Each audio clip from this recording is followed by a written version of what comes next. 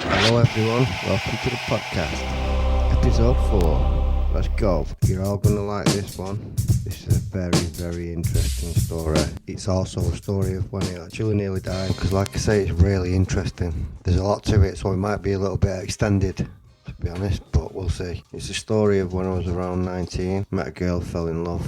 Top and bottom, we moved away, but I'll start at Manchester Victoria train station. When I plucked up the courage, I was in town with a few mates. I was on my way home actually. Gorgeous girl. Plucked up the courage, went over, and she actually gave me a number. So it went from there really. And I ended up in Blackburn. She was from Blackburn. Proper Blackburn lass. Absolutely gorgeous, down to earth. Funny as they come. I ended up going to the Blackburn all the time. There's a sort of a connection to Salford. In Blackburn, there's a connection to Salford. I don't know what it is, but a lot of Salford people end up there. And I don't know Blackburn people, they just know Salford really well. But we'll get into that in a bit, because I knew all the taxi drivers in Blackburn at one point. They used to like pick me up from Little Hilton, bring me all the way back to Blackburn. Asian taxi drivers, Ime, all these lot. They're all doing bits and that, but good lads. They used to like always send me a car, get me there, looked after me. They even let me, I'll be honest, sometimes I got in the cars with a gun, because sometimes I had to take a gun there, because my girlfriend's ex, he was a bit of a big timer in Blackburn. Yeah, so he was in Walton jail for murder. Like I say, he shot someone at the back door or something at a gaff in Blackburn. But bully as well, big fucking bully. So you know what bullies get. But yeah, just had to watch my back at that time, because we was always out in Blackburn as well. But it was good times, so I had to sort of look after myself. Just used to take it up there and put it under the couch. Just put it under there, and I'll be sat there just chilling with her, just in case, innit? Because I remember he did send someone, and I had to nip in the kitchen a minute, and she like just sorted it out the door. Also, the pub across the road from the gaff, from her gaff, was owned by this lad. And he was dead close to him. But they had 15 grand in the safe, and obviously I was young and reckless and stupid then, so I wanted it. Cause like I say, it was my first proper girlfriend. She was quite mature, like 7-8 years older than me. So she was showing me the ropes. She was like taking me out. She took me to like restaurants, showed me the ropes, and that was good. Got to know Blackburn really well. It's in Blackburn and Burnley and Colne. Don't know if anybody knows where that is. Nelson and Colne. It's like a little town on the boundary, on the outskirts. It's like on the border of Yorkshire. But it's a proper inbred place, I'm telling you. I had loads of trouble when we moved there. We moved to a place called Norway House. It's like a big block of apartments right in the middle of Colne. When we used to go out there, we used to end up going out in the pubs and that. And there wasn't many pubs, and it was like American Werewolf in London, where they, do you know what I mean? Yeah, I was from Salford, so the way I dressed, 110s and trackies and fucking whatever. They did like it, got in loads of fights up there, but there was one main one, what the story was mainly about. I ended up in Crown Court, and I nearly ended up looking at 5 years. Because this bloke tried to kill me, got a pair of scissors, tried to kill me. I'll explain it in the story now. Before I get into it, I'll just tell you about this one time, because like I say, it's a love story in a way. And I used to stay at my mum's gaff in Warden, and my girlfriend used to come and stay. We used to go out to the pubs in like Warden, Little Hilton. One night we ended up in the Bull's Head, just having a drink and having a buzz. On the way home, we was going past Tesco, because Tesco used to be right near there before it got changed into Warden Ellesmere. And like, I put her in the Tesco trolley, pushed her all the way up Bolton Road. Oh, it's funny. And then when we got to my mum's, and this is where it's just mad, innit? It's just life. But when we got to my mum's, there was 2 lads on the corner with balaclavas. I was like, what the fuck? Because it was near Blackleach. It was when Blackleach had just been built, so it was still rough back then. And 2 lads on the corner with balaclavas. I don't know what the fuck they was doing. I can't remember now, but I was pushing her in the Tesco trolley.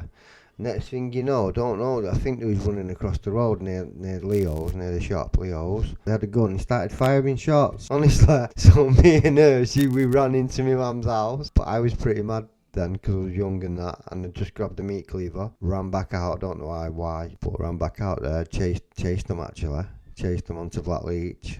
I used to have Chinese meat cleaver. Must run in the blood. But yeah, I chased her to Valley. I found out the next day. Found out who it was. And they ended up coming around saying sorry. Going around to my mum saying sorry to us. Oh. Yeah, but they were shooting at us as well, just pushing her in the Tesco trolley. So we were staying in Blackburn at that gaff for probably about a year. Then we ended up getting a gaff in Burnley. I told you, and like moving away together, making a start a proper relationship and like be proper adulting. Tried to settle down, like, but when you're in your 20s, it's hard to settle down.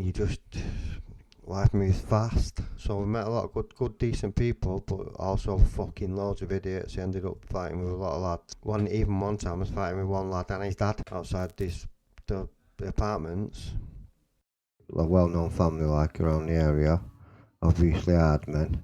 Anyway, I must have got into it with the younger one. He got his dad, so his dad fucking grabbed me by the throat. I was only a young pup, you know what I mean? I was only young then, about 20, 21. The Monaghan's, I think it was called. Probably still around now. Bullying people, fucking bullies.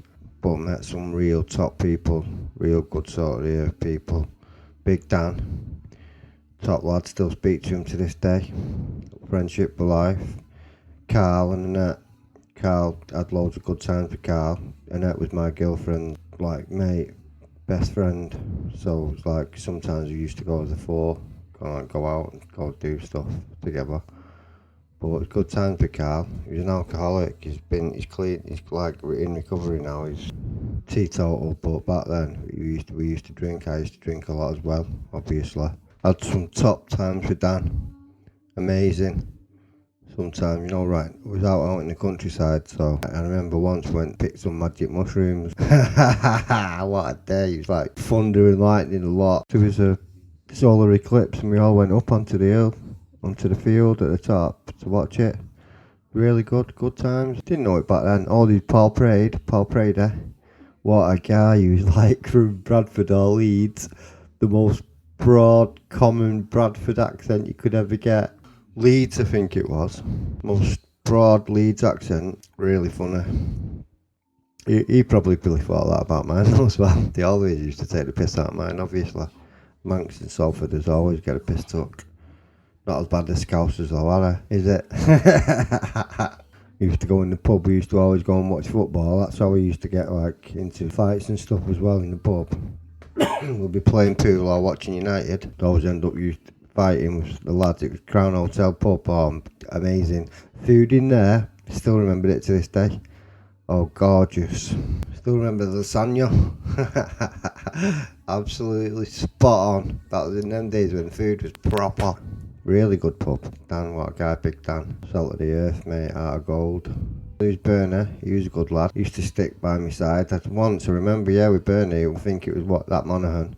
And all his mates, there's about 20 of them. We was in a sort of a labour club or whatever function. He was all there, all the lads from the area. I was just with Bernie. It was just me and him. But I remember because they used to always be getting in trouble, I used to always carry one of them battens, police baton, like extendable. And that's all I had that night. And they all started. They was going to fucking fill me in. Probably I would have ended up dead that night as well, tell you. Because there was about 20, 30 of them. And we all kicked off. It kicked off in there. Me and Bernie ended up getting outside, getting on our toes. I was like, couldn't leave Bernie, he was a bit slow, so I was like waiting for him. And then I had to just stop and like, if I wouldn't have done this, maybe he would have got us and maybe would have ended differently. But I just stopped and I started swinging the baton in the middle of the road, like swinging it at him, at about 4 or 5 of them who was there. And like they all backed off, it like backed him off a bit, and then I just started running again, got over Bernie. Ended okay really. Well, that's like the whole fucking town of lads, that. I was like, I've seen so many, and Bernie had the balls to stick with me, you know what I mean? I'll always respect him. Some good people, it is what it is, isn't it? It's like you get the good and you get the bad. But it's really some good pubs in them days. It was in the days that everyone used to just go to the pub watching the football and that. Don't really do it anymore. Still a bit, but not as bad then. It was like everyone did it every weekend. So we was in the apartments. And like across the road, it's like a cobbled road outside. It's like a 4-storey apartments. This on the Norway House, and then on the front it was like the main road with a load of shops on, and then a restaurant underneath. That was like where Carl and Annette lived on the corner. 4 stories up. They lived on the second floor, we lived on the top floor. The restaurant was downstairs underneath them. Carlo's it was. Oh, Italian restaurant, honestly. Some of the, I tell you what, saying it now, I've not had food that nice since then. No, that's how good the food was. I'll always remember it. I was only young. That Carlos is probably still there. Probably it's not as, obviously won't be as good as it was back then. But yeah, so we lived there, and it, like the apartments, then across the road, it had some sort of like 3-story house things, masonettes or whatever it is, and then one big house in the corner, which was attached to a stone build, like a big church, a big stone church. Old stone church or school or whatever it was. Really nice building. That was like a 5-bedroomed.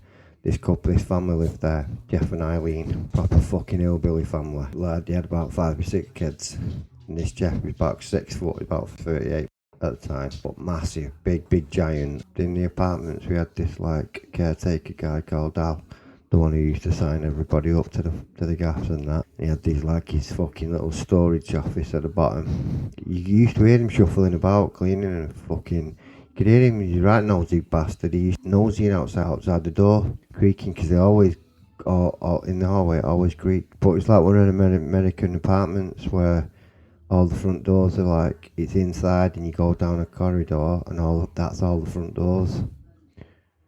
So it was really good. We knew the couple downstairs, we knew everybody who lived in the building and that. It was a bit of a community. It's alright. Oh, nosy cunts. Gail had underneath, what was he called now? Adrian. Yeah, hey there, everybody knows him from called. Wonder if he's still about. So yeah, so this Jeff and Eileen lived across the way. Like I said, it was right across. Their sort of bedroom was a bit further, like 30 foot away from our bedroom and our living window, because we was on the top floor. So like it was like facing it in a way, facing this big old building, this big old church or school. It was really nice, really amazing building. Okay, so this is where the story really gets going. Probably more or less starts here. So this Jeff and Eileen lived across the way. Eileen was alright. She was alright. Used to let on to her and that. I mean, my girlfriend used to just take the piss. She had like pegs for teeth and what have you. Proper hillbilly, proper inbred. But like I said, she was alright. That Jeff, he was just fucking weird. I used to see him just walking about on his own and that, going to the pub, or I think he used to drink a lot. He was in the Foreign Legion. Right, so the story is more or less, it was Christmas Eve and we was all having a few drinks. It was about 12 o'clock at night. Midnight, just started celebrating, playing music. My cousin was there, Leighton, a couple of other mates. Carl and Annette was probably in and out, and we was just chilling, having some drinks, playing music. You know me, I play my music loud, I like to feel it. We was all just enjoying ourselves, had the music quite loud, and that fucking Jeff used to moan, and he was like, this night, I don't know, but I remember he didn't like us playing loud music. But anyway, what happened is we was all just getting on with our night. There's a knock on the door, and I goes and answers the door, and it's Jeff, fucking big Jeff. Like, what? At the time, you don't think, I didn't even consider what time it was, or whatever, but anyway, he knocked on the door, he was like, alright Chris, you alright? Yeah, will you just help me a minute, I'm in my flat, because he actually had a flat on our floor as well.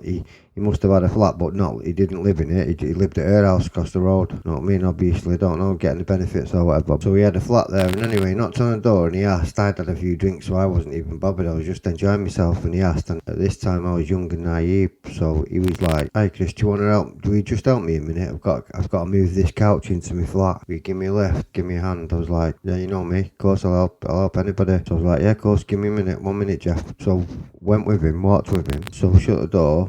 I don't think I told anyone I was going. I just shut the door and went out, and then followed him. And we went like, there's a doorway. You go through some doors and then walk further up the corridor, and then Izzy's on the left. It was like next door but one, but you have to go through a corridor before you get to his gaff on the left hand side as well. So it was like same four stories up. And like, but just further down. So he's walked me. So I'm walking behind him. He's walked me into the flat. He's fucking turned round, shut the door, locked it, and then turned round with a weird look on his face, like a fucking serial killer look. and went, you fucked now, aren't you? I've got the key. And I was like, and yeah, these doors were really big, thick fire doors, do you know what I mean? No way you're getting out of it. So I actually thought about jumping out of the window. I realised, thought, it's 4 stories up, no chance. So there's no way out really. It's just like sort of face it. But like I say, it flashed through my mind that if he lets me out of here, he's dead. And I was only small. I was only small at the time, like I say, 19, early 20s. So I was like, I didn't go to the gym or anything. So we grabbed hold of me. He was like, I was like, oh, what the fuck? So he grabbed hold of me, grabbed me up against the wall, just strangling me against the wall. Can't remember what he was saying now. And then he let go, walked into the kitchen. We was like in the hallway. The bedroom was on the left-hand side, and there was a doorway here on the right-hand side where you walked in, and then there was a bit of a living room, and then another doorway on the right where you walked into the kitchen. He just walked into the kitchen, walked back out, had a pair of scissors in his hand, big fucking scissors. I was like, oh my God. Obviously, you can guess what was going through your mind. So anyway, he grabs hold of me again, sort of drags me into the bedroom, like grabs me by the sort of the collar, the chest, and like kneels over me, like pushing me down kneeling over me and pushes me down onto the bed. Then he gets the scissors, pushes me right down. I can't remember what he was saying now, but I was like, Jeff, what you doing? You're alright. You and Eileen, you're alright, do you know what I mean? Like trying to just, get myself out of the situation. And then he was leaning down and he got the scissors, honestly, he put the scissors right down and I could feel them on my eyeballs. The end of the scissors was touching my eyeballs. I was like looking up, I was like, and I had one of them things what you see on them fucking programs, and it's like, he didn't kill me. So at that moment, that very moment, I was like, he's not gonna fucking do it. I don't know. I just had this sort of flash, knowing he's not gonna do it. So I was like, I wrestled him off me, pushed me, like got him off me. I was like still trying to talk to him. I don't know what I was saying, and I thought, all I was thinking, obviously I didn't say it, but I thought, as soon as you let me out of this flat, you are dead. I thought, don't let me out. If you let me out of this flat now, that's going to be the end of you. So anyway, I don't know what happened, but then I just like pushed him off, got him off, backed him off, and then he opened the door, obviously let me out, and I just went back in. I was in shock, really, in a way. I was in a lot of shock still. For a minute, I didn't say anything, and then after a minute, I thought, right, I'll tell just tell my girlfriend what happened. And then she was like, what? And then like everybody's like, what? And then I was like, I had to tell everybody. So I told everybody. Then it all started kicking off then a bit. Then I was like I said, I grabbed my meat cleaver. I usually have a meat cleaver in the kitchen drawer. I grabbed the meat cleaver out. Leighton was there. He grabbed like a stick. Whoever else was there grabbed something. I had some CS gas. I had some pepper spray. So I got the pepper spray out. Got the pepper spray out the drawer. I went running back down there. Leighton was following me, and whoever else was there. And I went over, knocked on the door, banging on the door, telling him to get out here. And he was like, you come to the door dead slow, open the door. And like, I was just like, wanted to attack and sprayed the pepper spray. It was a really windy day. The CS blew back into my eyes. I couldn't see anything. So I was like, and he was like about 4 steps up to his doorway. Do you know, one of them, like where it raises up and then get to the door. So I was like, at the bottom, trying to like swing me meat cleaver and get him while I couldn't hardly see. Then I let him was like throwing his stick, and we were just trying to get him out of his doorway. And I think he sort of come out of his doorway. He had some sort of baseball bat, I think. But then I couldn't. No, he went back in then, shut his door, and went back in, and everything calmed down for a minute. And I think we went back in, and then a little bit later, my mate Clarky, he was from Manchester. His mum lived on the same floor as us, a bit further down, Rita. Really close to her. She was alright, Rita and Tony. Tony was from Cheetham Hill. Good couple. Like Jamaican Tony, and I think, and Rita was just like a Salford girl. Salford woman. Clarky was known in Cheetham Hill as well. He was like schizophrenic, but he was a good lad.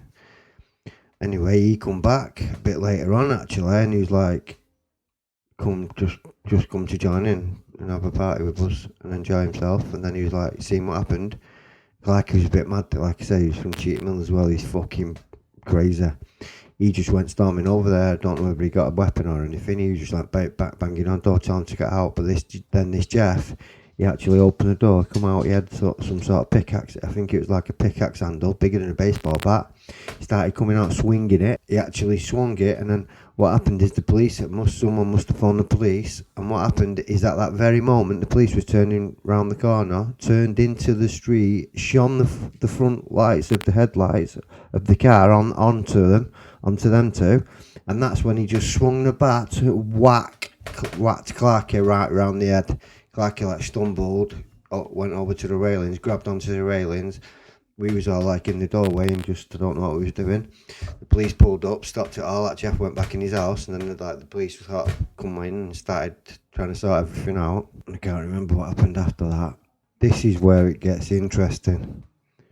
So everything sort of calms down because the police are there. Everyone goes back in, gets away from it all. He gets arrested. I think he gets arrested that night. But then the next morning, we get up the next morning and see him fucking walking back from the police station, walking in his house. So I was like, what? And you won't believe it, this is where it all gets, like I say, it gets good. So, see him walking in his house. Later that day, South Slider police are. Later that day, I was just in the gaff, chilling, knock on the door, buzz on the buzzer, because he was a buzzer. His buzzer's outside at the bottom. And the buzzer answered the intercom phone. Hello, there's no one there. Knock on the door, and then the phone rings. And when I pick up the phone, there's no one there. Then there's a knock on the door, and I go to the front door. Look out, the car mask, it's the police. Open your door. So I open the door. Police come in, arrest me. Take me to the police station. Like I say, I was young and naive. I had not really been in trouble at this time either. Not properly. So they took me to the police station, locked me up. It was like, kept me in for 3 days, arrested me on Friday, and then kept me in all the way till Monday, because they arranged it so I'd be in court on Monday, and then it just got adjourned anyway. Like, they kept me 3 days, and then while I was in there, it was horrible. I didn't know anything, so I got a duty solicitor, and I just actually, because I was so young and naive, gullible, I just told the truth. So I went in the interview and just told the truth and said what exactly happened. Not realising that this statement will be used against me, and that's what nearly got me the jail sentence. Sunshine, because I had to take guilty after all that. Then it ended up going to court. Like I said, it ended up in Burnley Crown Court, and I had like top barristers on. I had top barristers, honestly, at the time. Some of the best barristers in the country, and I had one of them. And I can just remember that I used to always have to go to Burnley to the solicitor. And when we was in court, and I remember having to go to court, and he was there, and I just, because I was young as well, full of testosterone, I just wanted to fucking kill him when we was in court. And then did the court case. Can't remember it all properly now. I had a top barrister, like I said, and he got me off. What they did is, they did some sort of deal where if I pleaded guilty, we wouldn't have to go to jail, we wouldn't have to do custody sentence. And Al Layton, he was my priority at the time, because he was only 15 and he would have been going to young offenders, and that probably would have been the end of him, because he was already a little villain, honestly. So I took the guilty plea, and knowing, obviously you've heard the story, so knowing full well I wasn't guilty, because what they did is they got all the charges together, they used the statements, they got statements of him and his missus and all the neighbours and all sorts, and they built up this case against me. And it was like, then they sort of said incited a riot. It was one under a riot, which carries pretty heavy sentences. It was public disorder, firearms offences because of the CS gas, and meat cleaver for weapons. And then it's like a sort of public disorder in the street, so it carries quite a heavy sentence, up to 5 years, and that's what I would have been looking at. So I took the guilty, and then that was it. So then Leighton wouldn't have been in trouble, and we all could just go home. It doesn't end there, because you know me, I let karma work its magic these days, but back then I didn't. I had to sort it out myself, and I was young and I had a big ego, and I had to just wait. And what happened is, when we got off the court case and it died down, he was still fucking living across the road. You know, one of them things where you have to live with it, like. Anyway, so I wanted to get some sort of revenge. Even then, I was going to wait years when it went until how long I ever needed to. So I just couldn't help it. And then I seen him, he was fucking swanning into the shop because you have to get down to the bottom to go round to the shop. Could see him, I was running about. Anyway, you won't fucking believe it. This is how arrogant and fucking hard he thought he was fucking hard, him. And then one day he seen me in the shop. And like I say, I was like, at that time, I didn't want to get in trouble. That's what my main thoughts was. But one day, honestly, he fucking pushed it. And I was down at the shop. I was down near the shop walking. I don't know. I think I was just coming out of the shop, and he was just walking in. And he fucking grabbed me, the cheeky bastard. And this time, I was having none of it. This time I just thought, and it all happened in like a split second moment. I just stepped back. I did one of the fucking cleanest punches I've ever done in my life. Clean bump on the fucking chin. He fucking fell, like they say, the bigger they had it for. He fell like a tree, and he went through the doors. It was like 2 double doors to get into the shop. Boom, straight through the fucking doors on his back. I was like, and I run over, I was just about, I could have just like laid into him, put the boot in, but you don't, just normal, just wanted a bit of justice. I just stepped back, I didn't do anything, I didn't hit him again, he was just proper, just knocked out on the floor. Didn't know what was going on, and I just grabbed me, she was behind me, she just like grabbed me and pulled me back, and we just like jogged down the road and went home. Luckily, nothing ever come of that, but yeah, if you want to say karma or revenge or whatever, but I got him back. Could have done a lot more, you know what I mean? But then we ended up moving back to Blackburn not long after that. I hope you enjoyed it. Told you it'd be an interesting one. I'll see you on the next episode.